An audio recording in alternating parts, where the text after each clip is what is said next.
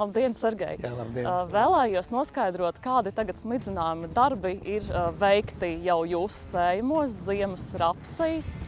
No rapsies jau saņēma lapu meslojumus kopā ar mikriņiem, makroelementiem un aminoskābiem. Ļoti daudz organiskas vielas ir iedotas. Un nākošu nedēļu plānojam kāsu ar rūteri. Jā, stresa noņemšana. Stresa noņemšanai, īpaši pēc tam salnam, kas ir paredzētas jaunedēļ. Jā, un bors mums jau šeit ir nosmidzināts. Bors arī ir iedots, jā. Lai būtu mazāks risks, lai augi neciestu tik ļoti lielu stresu, tātad mēs varam viņu apvienot kopā ar jūras zālēm.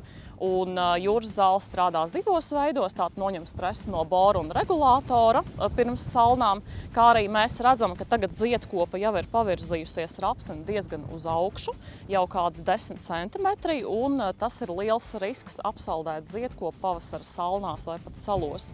Un jūras zāles pasargās šīs ziedkopas. Lapotne ir salīdzinoši liela, skaista, būs pietiekama mikroelementu uzņemšanai, bet sējumos, teiksim, kur tas rapsis ir mazāks, tur noteikti vajadzētu pastimulēt šīs lapotnes veidošanos. To var darīt ar rūteru un kumistaru, gan sakņu sistēmas veidošanai, gan lapām. Un jūs pareizi darījāt, ka likāt pirmo smidzinājumu fosforu, jo tas šobrīd laikam ir tas būtiskākais pēc garā un vēsā rudens, un tagad arī garš un vēss pavasaris ar neiesilušu augsni, un fosfors tiešām būs ļoti, ļoti vērtīgs. Nesen tikai sāk sildīties līdz 8 grādiem.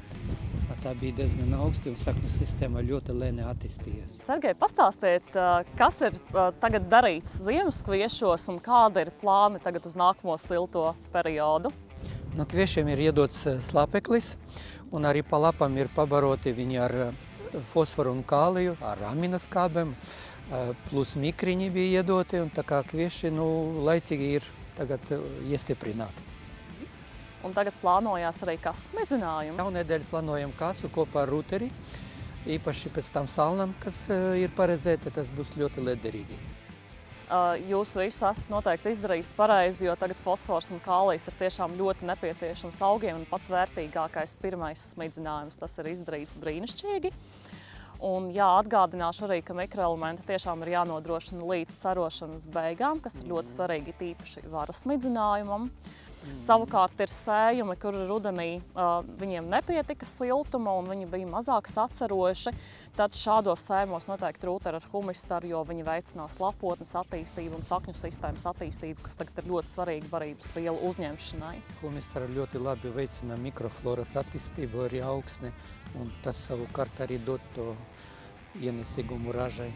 Arī tagad tajās saimniecībās, kur ir aktuāli pirmie herbicīdu smidzinājumi, tīpaši ar sulfonilūrēja grupas herbicīdiem viendīgļu lapu ierobežošanai, tur mēs noteikti rekomendētu likt klāt arī puslitru delfānu, jo šīs aminoskābes viņas palīdzēs noņemt šo fitotoksisko stresu, lai mūsu sējumi nepaliek ļoti tādi bāli no šīs herbicīdu ietekmes.